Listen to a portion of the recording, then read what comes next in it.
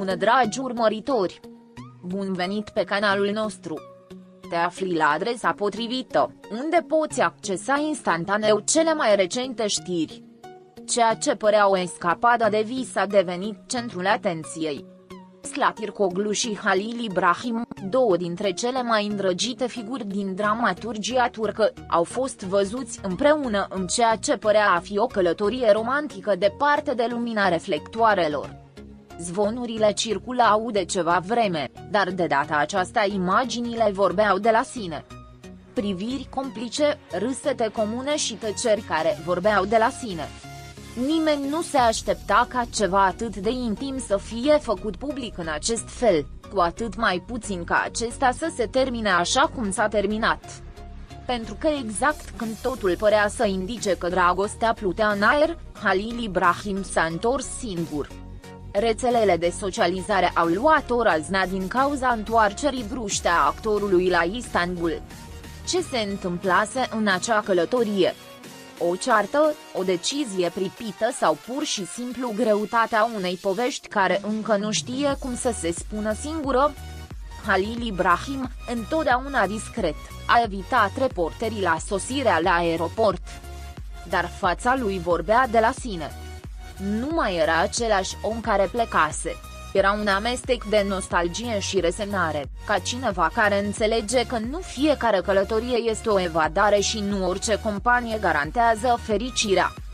La rândul ei, Zlatirkoglu a decis să mai rămână în locul călătoriei câteva zile.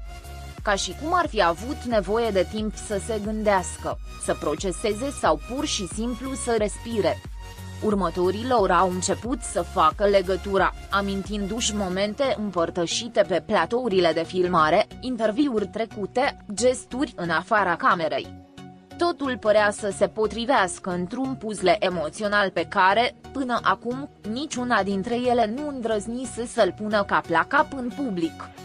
Dar această călătorie a schimbat jocul. Cei care îi cunosc ne asigură că a existat întotdeauna ceva mai mult decât o relație profesională bună între ei. Că afecțiunea era autentică, dar teama de a distruge ceea ce construiseră i-a ținut în așteptare. Poate că această călătorie a fost o încercare de a descoperi dacă ceea ce simțeau putea supraviețui în afara platourilor de filmare, departe de scenarii. Și poate că răspunsul nu a fost cel pe care îl așteptau.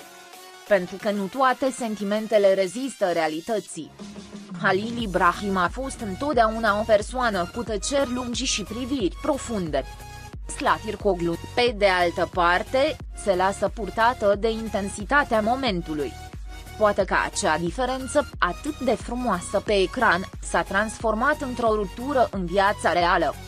Călătoria care părea un pas înainte s-a dovedit a fi o pauză bruscă. Și când cineva se întoarce înainte de vreme, ceva din interior rămâne în urmă. Ceva ce nu mai poate fi exprimat în cuvinte.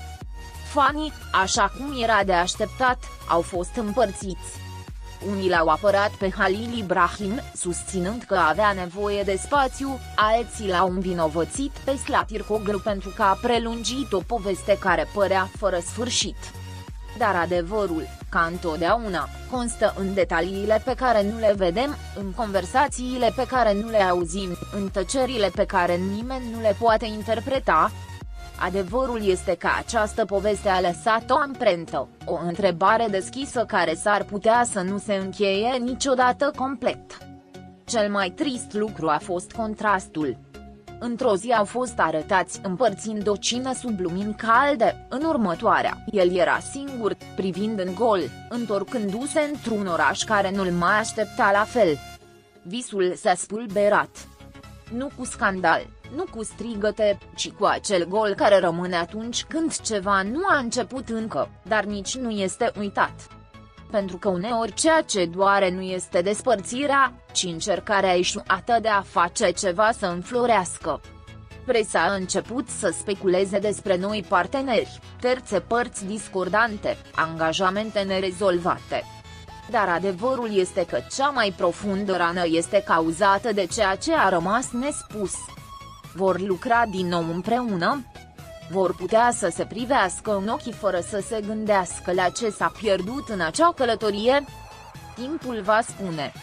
Deși pentru mulți, întoarcerea lui Halil Ibrahim a fost adevăratul sfârșit al unui lucru care abia începea. Este probabil ca fiecare să-și găsească propriul drum. Slatirkoglu, puternic și hotărât, poate transforma durerea în artă. Halil Ibrahim, introspectiv și senin, va continua să caute răspunsuri în personajele sale. Dar acea călătorie va rămâne o paranteză în viața lor. O încercare de iubire, o pagină scrisă pe jumătate, o promisiune care a dispărut odată cu primul zbor înapoi. Uneori, doi oameni se întâlnesc în momentul perfect, dar cu inimile încă frânte de poveștile trecute. Poate că asta li s-a întâmplat. Poate că s-au privit cu speranță, dar nu au știut cum să aibă grijă unul de celălalt. Iubirea are nevoie de mai mult decât gesturi. Este nevoie de timp, curaj și sincronicitate. Și această călătorie i-a învățat poate pe calea cea grea. Nu este prima dată când o pereche de actori încearcă să-și ducă chimia dincolo de ecran. Dar această poveste a avut un alt fel de magie, pentru că a fost sinceră, chiar dacă este scurtă. Și asta, chiar dacă doare, o face de neuitat. Pentru că există sentimente care, chiar dacă nu durează, merită. Și această călătorie a fost una dintre ele. Oportunitățile, filmările și poveștile noi vor reveni. Însă amintirea acestei încercări va rămâne gravată nu doar în inimile lor, ci și în inimile tuturor celor care îi urmăm. Pentru că atunci când dragostea este trăită în tăcere, fiecare gest devine o poezie. Și când se termină, fiecare amintire arde ca un cântec neterminat. Nimeni nu știe dacă ceea ce s-a întâmplat a fost un rămas bun final sau o pauză necesară. Dar adevărul este că, de la întoarcerea sa, Halil Ibrahim nu a mai vorbit despre călătorie.